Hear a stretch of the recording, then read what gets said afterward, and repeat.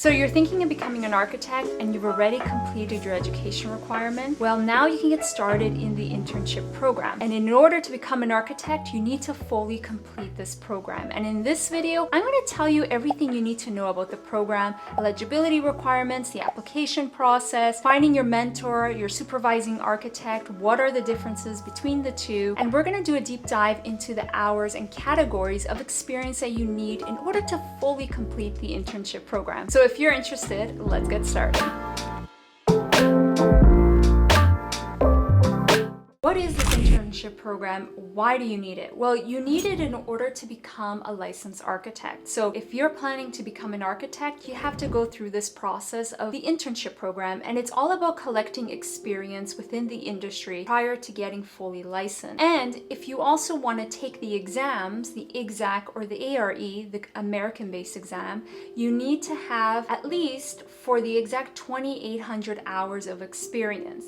And so in order to write those exams, you need to have at least started and gain a minimum amount of hours in order to be eligible to write those exams and ultimately then become an architect. What are the requirements and eligibility in order to get started in the internship program? Well, the first one is you need to have an accredited education by the CERB in order to be eligible for this program. So you must have at least a bachelor's that's accredited or a master's that is accredited. So if your undergrad is not accredited, like most degrees across Canada, you need to do a master's from an accredited program by the CACB. And then once you complete that education, you're actually going to get a certificate from the CRCB, which will make you eligible to sign up for the internship program. What are the advantages and benefits of doing the internship program? Well, not only will you be able to get your license and write the exams in order to get your license, you'll also be able to receive bi-weekly newsletters from your local jurisdiction, so association. So for example, if you're in Ontario, you'll be able to get your local newsletters from the OAA, and you're able to keep up with what's happening in the industry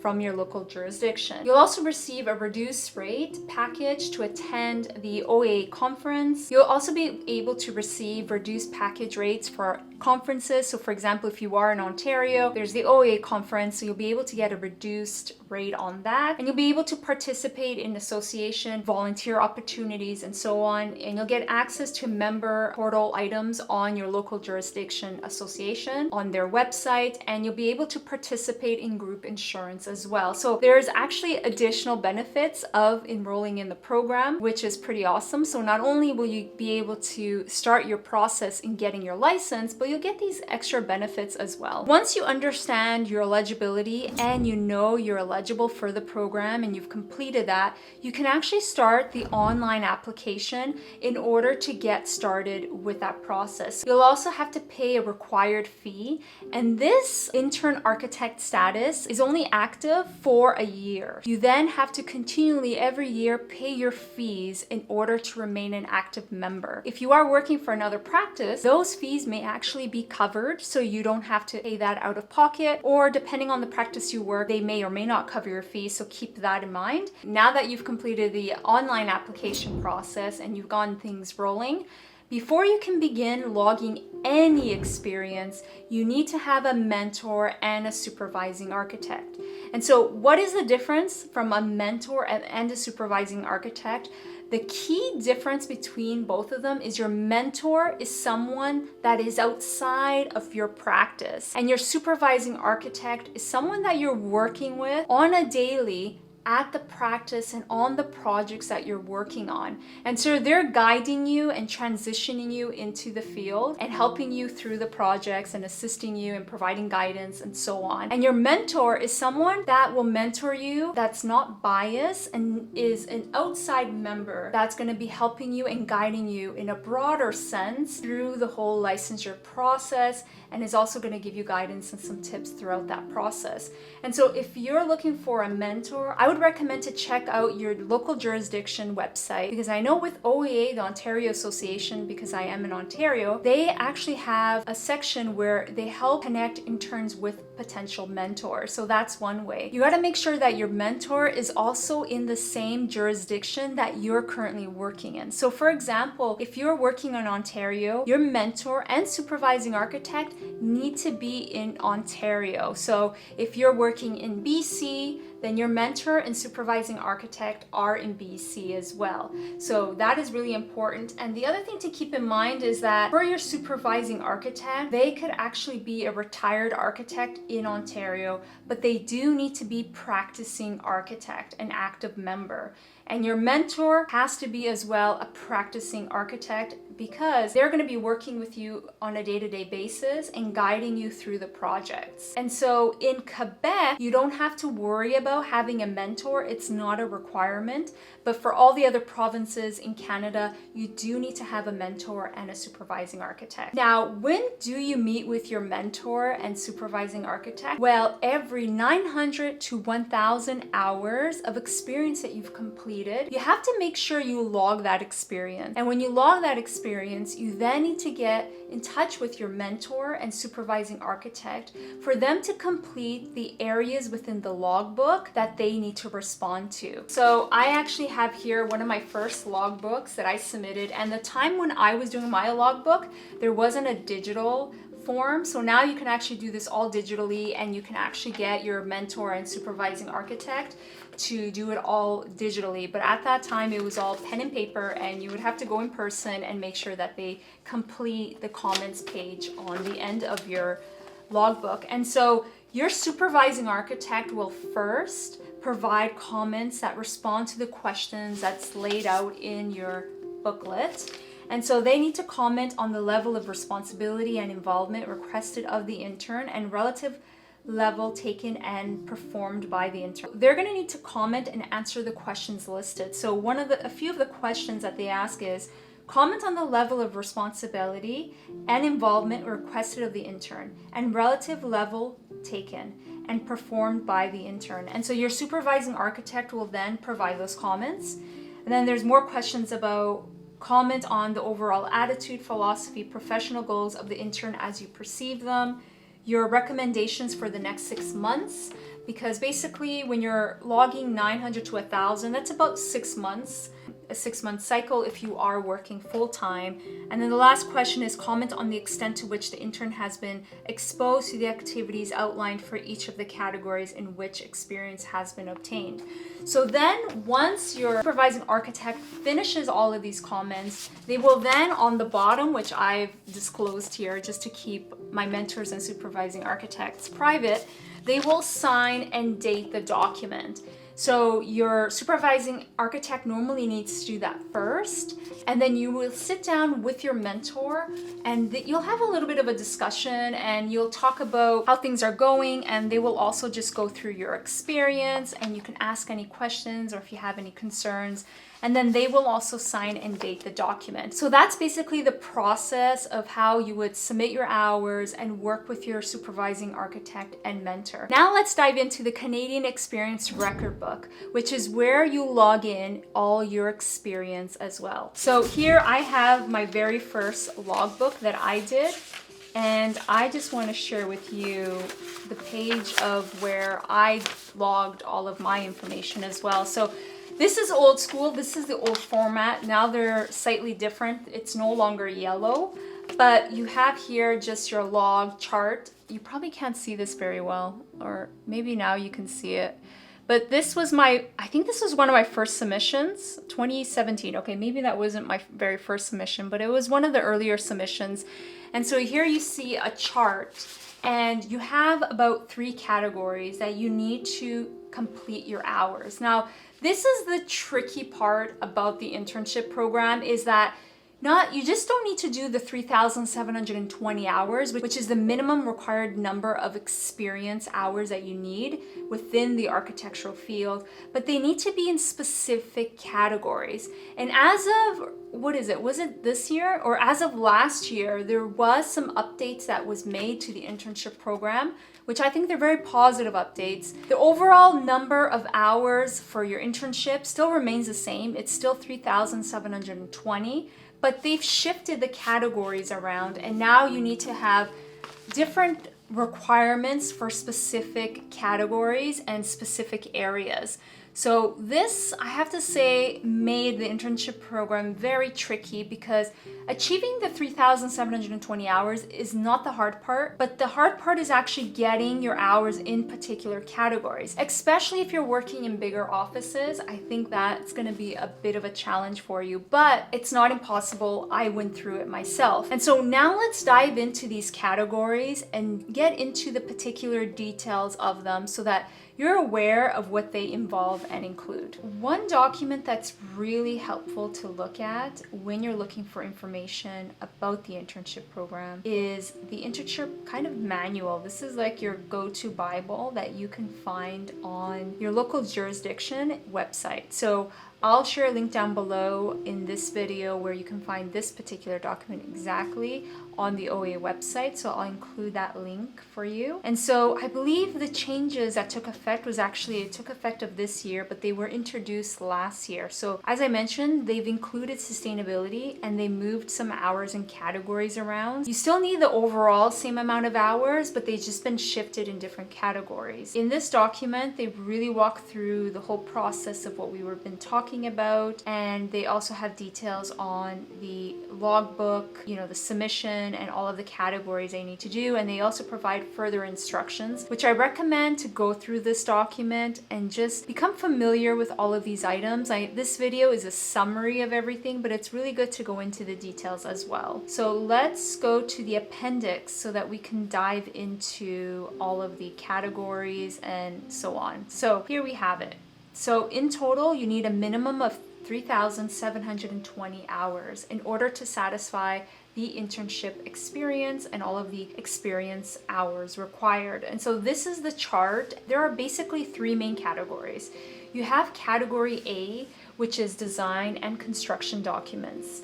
And on the right here, you have the minimum hours required. And then you have category B, which is basically construction administration. And then category C, which is management. Now let's go into the subcategories and really dive into these requirements. So for category A, the design and construction documents, you have programming, and you need 80 hours for that. You have site and environmental analysis, and you need 80 hours for that. You have schematic design, and you need 240 hours. You have engineering systems integration, you need 140. You need 80 hours in building cost analysis. You need code research, 120 hours.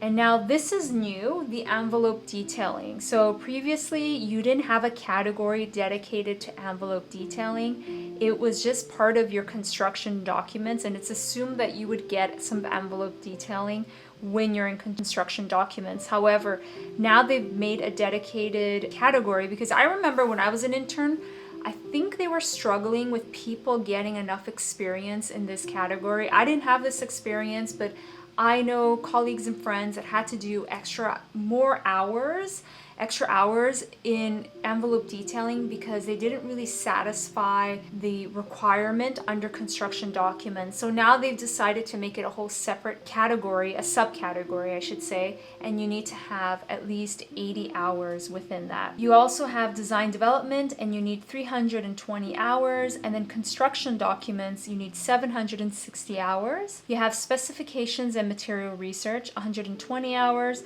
Document checking and coordination, 100 hours. And then energy, this is new. Energy literacy and sustainability, this is a new category, and you need 80 hours. Category B, the construction administration, you need to have procurement and contract award, 120 hours.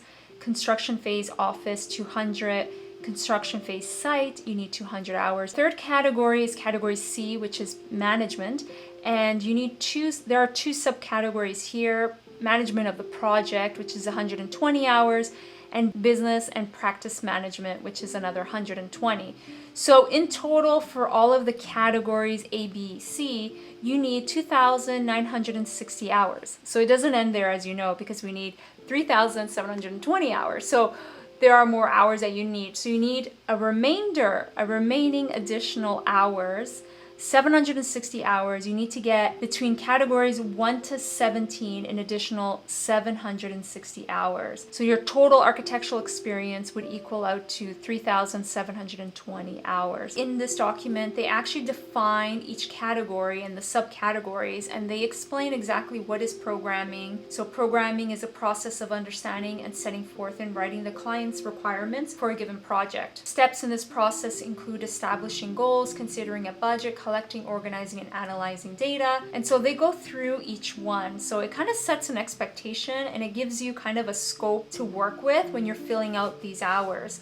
So site environmental analysis, and they dive into all of the details. So again, I'm going to talk about this in a separate video, how to fill this out exactly and what I did, but you can also go into this and read through the exact details for each category. Another new item, a part of the internship program, is now you can actually record your hours as a student. So what do I mean by that is that during my time when I was in architecture school, I could not log any of the experience that I gained during architecture school. So during architecture school, I worked during the summers at a local architectural practice, and I had a lot of experience building up during that time, but none of that could have been logged into my experience. So I can only log that experience after graduating, receiving my CERB certificate. Then I was able to log that experience. However, now, effective of this year, you can now log your hours as a student. As long as you're enrolled in a program that is accredited by the CERB, you're able to log that experience until you graduate fully. And you can log all of that experience during your summer or whatever you choose, as long as you don't log more than 760 hours. There is a cap to the amount of hours, but still, I feel like that's a huge advantage that you're actually able to log those hours. Now, it's important to note that in order to log those hours during your education, you need to be a recognized student. So in Ontario, you need to be a student associate in order to log that experience. So you have to fill out a form, submit that to local jurisdiction. They will approve it. When they approve it, and the day you become a student associate or a recognized student, then you can start logging and accounting those hours toward your internship. And so that is such a great update to the program. I'm really happy they did that, and they should have done this, I think, a lot earlier, but it's never too late.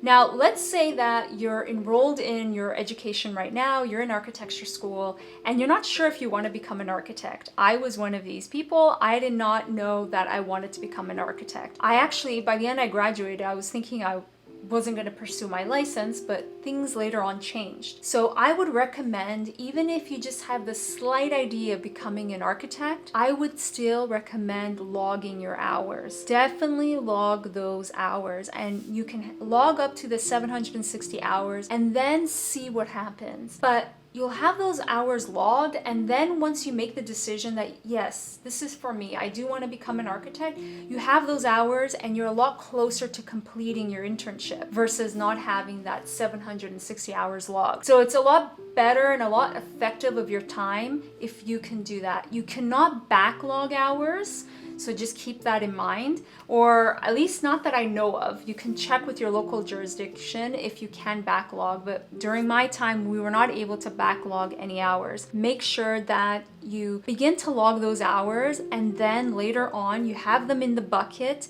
you have those hours banked, and you can then decide if you want to become an architect, but at least you didn't waste that time and you didn't account for all that experience that you already gained. And then you can make that decision if you want to become licensed or not, and those hours will remain there in the system. The other thing to keep in mind, you have to submit your hours every 900 to 1,000 hours. Now, what happens if you submit late?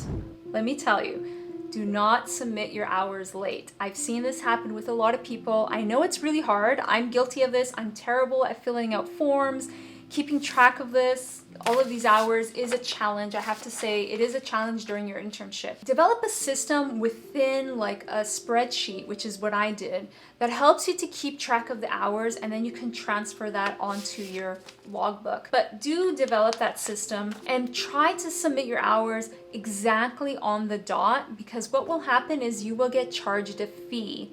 And the fee is not fun. It's a lot of money. It's based off of the amount of hours that you submit that's over. And you can't backlog, so you wouldn't be able to log those hours. So do not submit late. Make sure you plan out your hours accordingly and you log them, and you keep track that every 6 months, every 900 and 1,000 hours, you gotta submit your hours. Otherwise, you can't submit those hours, because then if you're over, you're gonna have to pay for whatever hours you exceeded over that requirement, and it's a lot of money. Or then if you don't, if you can't afford it, then you're just gonna have to take the hit and not submit those extra hours. So keep that in mind. Please submit your hours on time. I know it's difficult, and they're forgiving. I'll say that they are forgiving the first time that you do submit late. I'm one of them. I did once, I believe, submit late because there was a lot of things happening, and I ended up submitting a few hours late. It wasn't too terrible, but they were understanding, and I did make sure I put an explanation, and I said, I apologize. I do realize this is super late. But if it keeps happening and they see it's a pattern, then that's not good. You may be fined for that. So just make sure to submit it on time. Let's do a recap of all of the steps involved in order to complete the internship program. So 1, you have to complete your application. Make sure you're eligible for the internship program. You meet those requirements. Your education is accredited from the CRCB. You have your certificate. You do the online application. Make sure you do that. The second is, once you get the approval on that, you're an intern architect. You have the status. You've paid your fees as well, don't forget that. You're able to then log your hours. And so you can start to keep track of your experience. Remember, you need to submit and complete your hours every 900 to 1,000 hours. You gotta log that experience and make sure you keep track, this is the other thing, of all of the details of what you're involved in your project. So it's really helpful to have a system within your computer that you're able to keep track of all of the activities, your involvement, because when you gotta submit the explanation part, you have to remember exactly what you were involved in the project and so on. So keep track of that and log those hours, and don't submit late.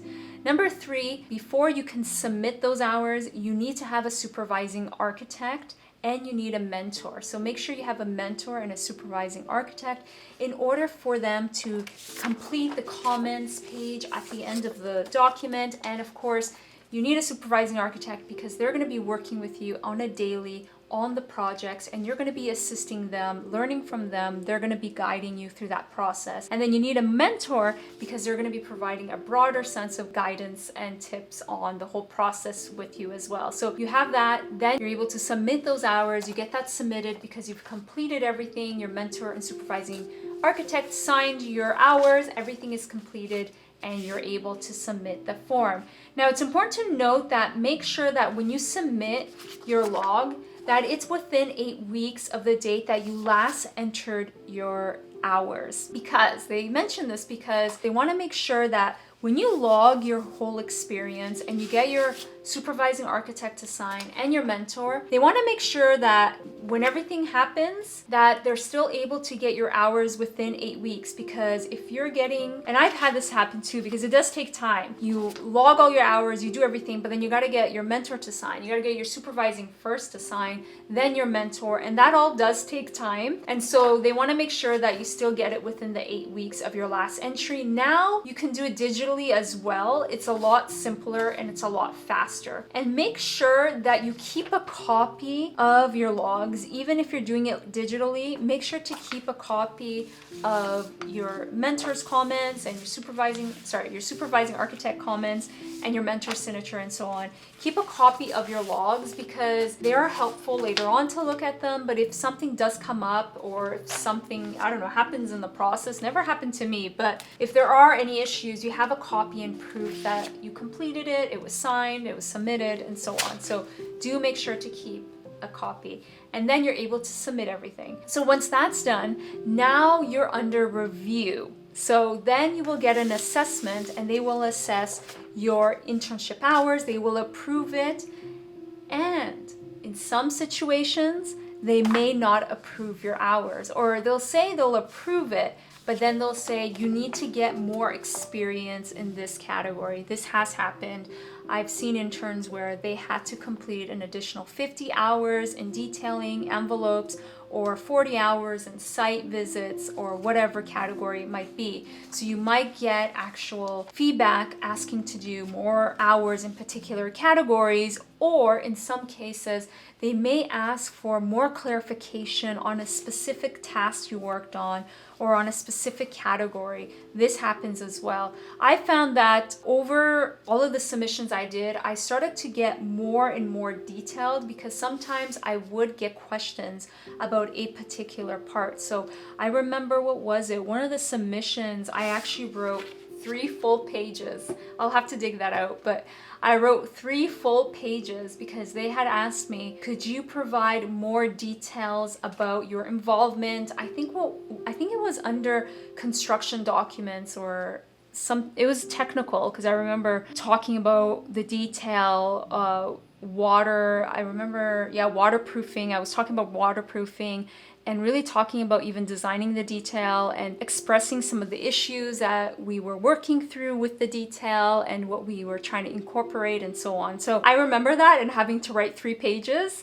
They were very kind and nice, because I mentioned I was really busy at that time, and I said, okay, I have no problem in providing more clarification and more details, but I need some time to get back. And they were very kind and generous. They gave me a few months to get back to them, and then I provided, I think, 3 full pages, because I wanted to make sure that I really took all of their doubts. And I realized, looking back, I should have been a little bit more detailed in my clarification when I'm providing under the role of the intern page, where they ask for an explanation of the specific activities identified for each of the projects. You really should provide detailed responses, so that you don't get then an assessment or a review asking for more clarification, and then you got to do a whole 3-page essay. Now, I went a little overboard, because I wanted to make sure that they didn't get back to me saying, well, this is not a good enough response, or we feel that you didn't get enough experience in that particular area. We want you to do another 100, 1,000 hours. I'm exaggerating here, but I wanted to make sure that I really explained exactly what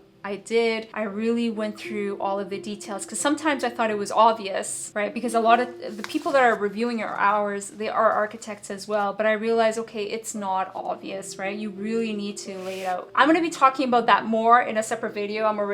This is going to get a really long video just on this aspect, because there's a lot of details to this. But make sure that you do provide details when you're filling it out, because when they are reviewing your hours, they may ask for more clarification if it wasn't a detailed response, or if they have questions or doubts, they will get back to you with that assessment.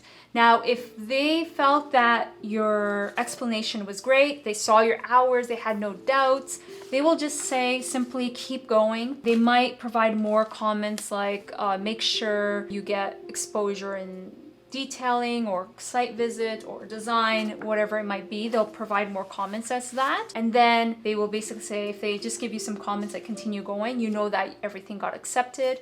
And so your hours are then banked. And then basically you keep going until you satisfy all of the categories and you meet the minimum 3,720 hours. When you meet that, then you're basically done the internship program and you can continue on with the examination. And once you're done the examination, you're basically a licensed architect. It sounds very simple and it sounds like it would be really fast, but believe it or not, the internship takes a few years to get done, especially to get your hours in all of these specific categories. It could take you more than 3 years, sometimes 5, 6 years, depending, and that's okay as well.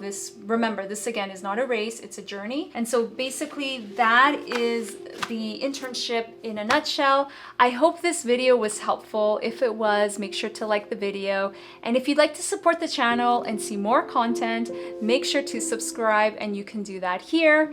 And I hope to see you on the next video. Until then, bye guys.